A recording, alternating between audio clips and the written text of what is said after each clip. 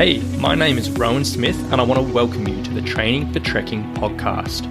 Now, this is the world's very first podcast which is entirely dedicated to helping you train, prepare and conquer your upcoming hike, trek or mountain adventure.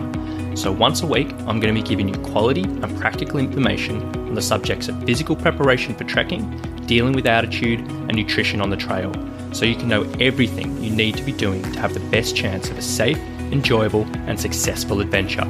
So now you know what you're in for. Let's get into today's episode. Alright, hello guys. Today we're talking all about how a hiker, trekker or mountaineer can progress their strength exercises without having to use extra weight.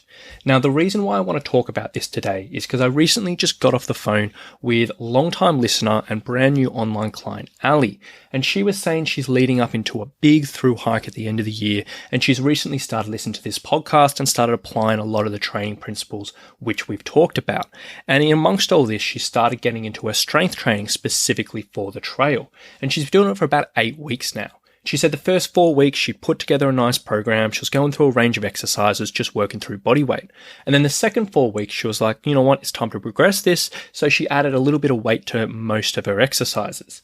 And the way she was adding weight was she didn't have any weights or anything at home. So she made a sandbag and put that in a pack and was adding that to a range of exercises.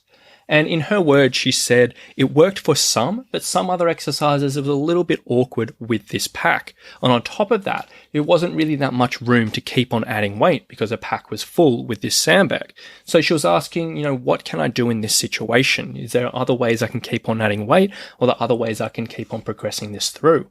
So today I want to explain a little bit more in detail around some different progression methods you can use for your strength training. So if you are training over a long period, whether it's weeks or months or even years at a time, and maybe you don't want to purely use weight as a progression, or you don't have access to extra weights, you're going to have a range of different alternatives which you can apply into your training to ensure the body keeps on moving forward. Now, before we go any further and dive into the details of the episode, I do want to be very, very clear why this is so important. And basically, as with any type of training, and as I mentioned many times in this podcast before, the body gets used to things very, very quickly.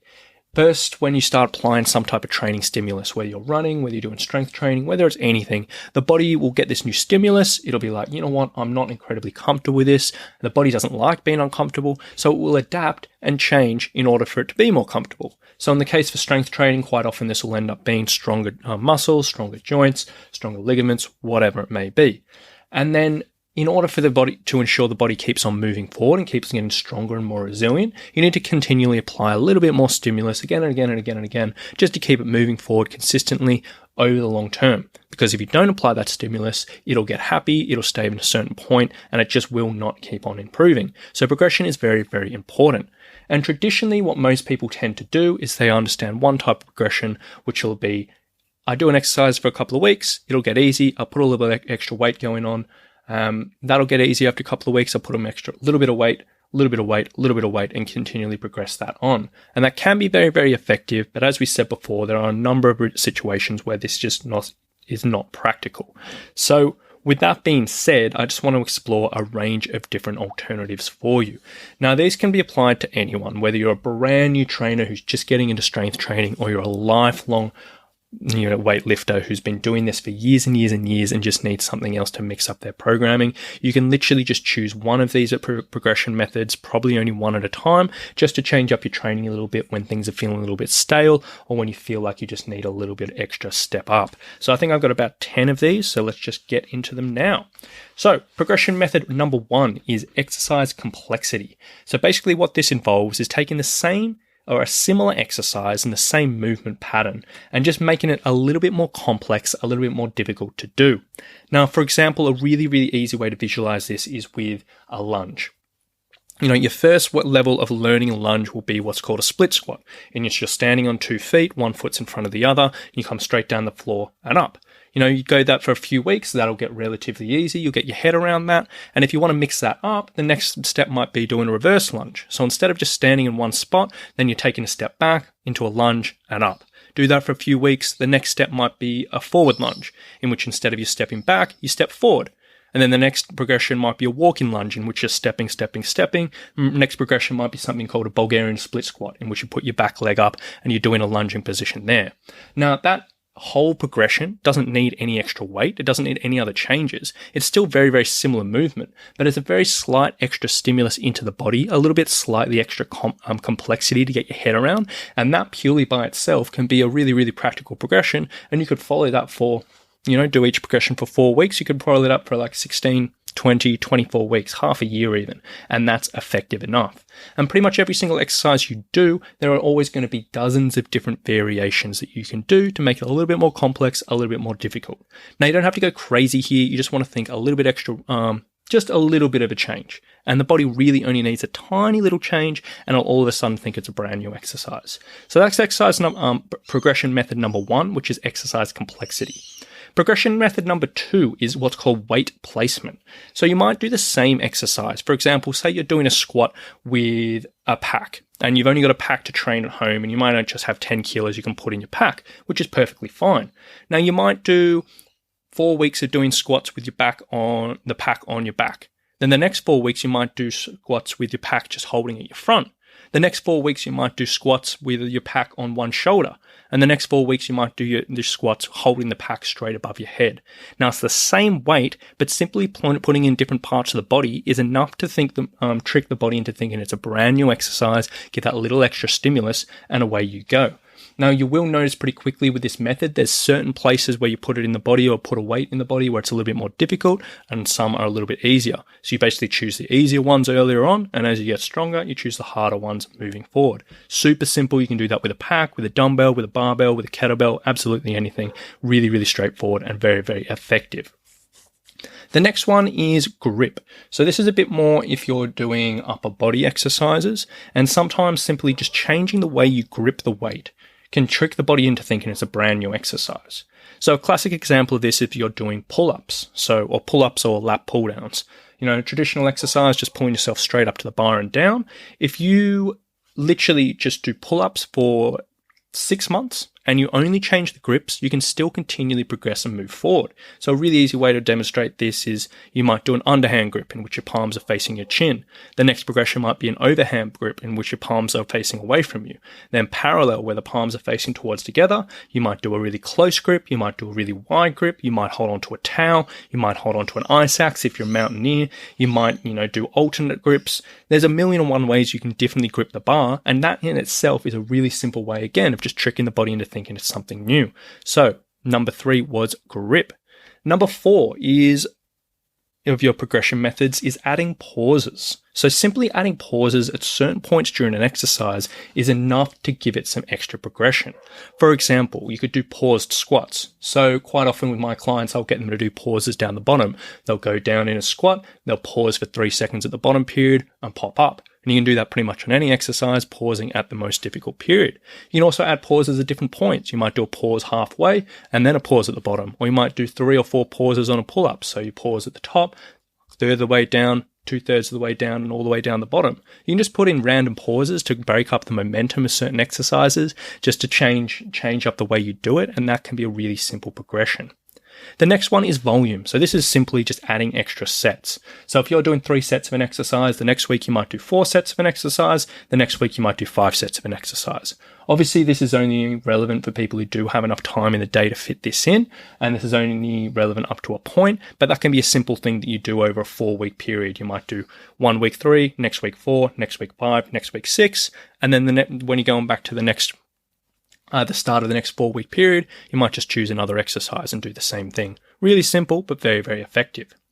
Next one is increasing range of motion. So simply increasing the range of motion, or the length of the actual movement you're doing, can be a very effective way of adding some extra progression. So a simple example of this is if you're doing a step down.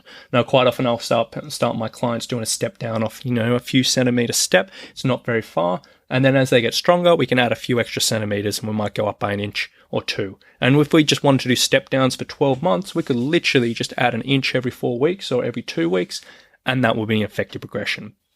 You can do the same thing with push-ups. So if you're doing push-ups off the floor, you might do them off books or off a couple of dumbbells, and that'll give you a few extra centimeters of range. If you're doing deadlifts, you might stand on a box or stand on a plate or stand on something else, and that's a really simple way of going about that. The same thing, you can go in the opposite way as well. If you are working in a gym and you get to a point where your weights aren't increasing and you're really, really struggling it, you can simply reduce the range of motion. So you're going for less distance and increase the weight, and that'll help you break through a plateau. So then when you come back to the same distance in 4 weeks' time, you're going to be able to move extra weight. For most hikers, that's probably not necessary listening to this, but that's just another option in your toolbox. So we've got a few more to go in here. The next one is swapping equipment. So you do the same movement, same exercise, but with different equipment. You might have the same weight, but simply a different piece of equipment's enough to stimulate something else.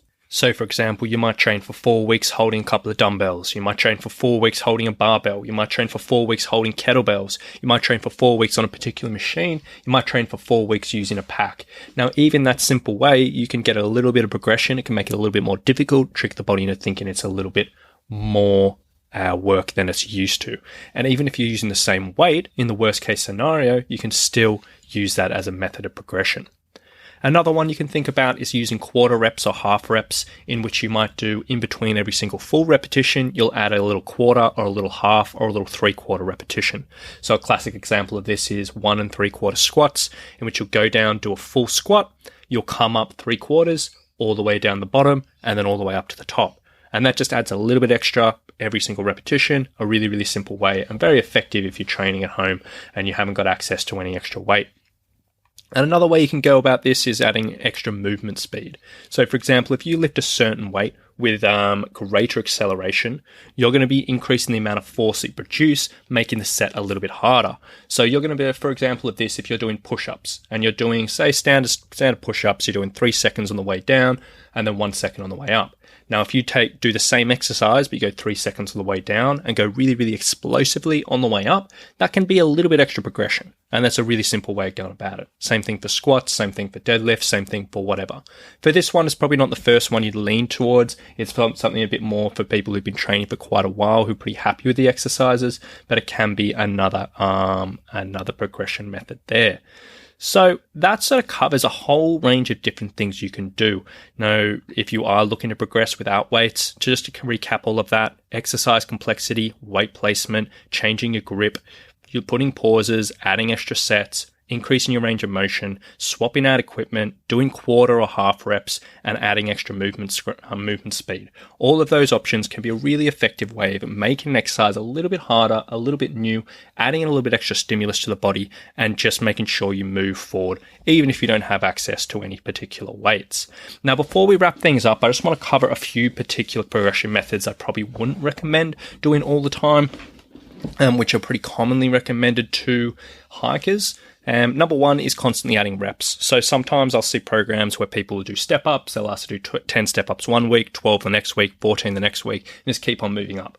And that can be effective in the short term, but if you're training particularly strength, it's probably not the best way of going about things, because the higher repetitions you go, that sort of changes the stimulus of the exercise towards a different thing. So if you are training for strength itself, constantly adding reps probably isn't your best bet. The same goes for shortening rest periods. Some people will, do 1 week at 2 minutes rest, the next week at a minute and a half rest, the next week at a minute rest. And that can be effective for muscular endurance. The same thing as adding reps, but if you're doing strength, it's probably not the best bet in the world. Another one is unstable surface training, in which you might be doing a lunge and then you step up into a lunge on a Bosu ball. I'm not a big fan of unstable surface training in itself for hikers and trekkers, particularly for strength training. I honestly don't think it's a great method of going about it. It can work in the short period, but it's not something I'd often recommend. And the other thing is overcomplicating exercises. I did say using increasing exercise complexity is a method of making exercises harder and progressing things without weight. But if you're getting way too complicated and you end up doing these crazy things where you can't concentrate and you can't produce any force and you're literally just trying to get through the exercise, it might be defeating the purpose. So it might not be the best thing in the world there. But in all honesty, you can take your pick of any of those things I mentioned. If you are in a situation where you're limited with weights, you might not have any available to you, you might just not want to continually aim and add weight, or whatever, you just need a bit of variation. Those are things that are really, really simple to do. You might do add in a progression every 4 weeks or every 3 weeks or every 6 weeks, something around that, and just continually progress and progress and progress leading into your goal. Really simple way of going about things, but very, very effective. Now, one other thing I'll say is you probably don't want to do this every single workout, add a progression in. It's probably not the most necessary thing for super experienced trainers who've been training for years and years and years and years, and they've got a big background in strength training. That might be relevant. But if you haven't been training for, let's say, 4+ years, you probably only need to change up exercise every 3 to 6 weeks. So have a think about that before just switching up every single workout. So hopefully that gives you a few ideas how to mix up your strength training a little bit. Really, really simple, not very complicated, and pretty much anyone can apply any of those principles, but they can be very, very effective to know and very, very effective to apply into your long-term strength training journey and into your performance and comfort while you're on the trail. So a little bit more technical today, guys. If you do have any questions about this, how to apply it, how to put it into your workouts, and how to get the best use out of these progressions, feel free to reach out to me anytime. Probably the best place to reach out is in the Training for Hiking and Trekking Facebook group, which you can get on. You can ask your questions and I'll do a little video or response for you on anything you would like to know. So if you did want to explore this a little bit more, join up in the group, post up your question, and I'm more than happy to help you out. So I hope you've enjoyed this episode today, guys. I hope you learned a little bit about progressions and has furthered your knowledge a little bit for strength training for hiking. Have a lovely day, and we'll talk to you very, very soon. Bye.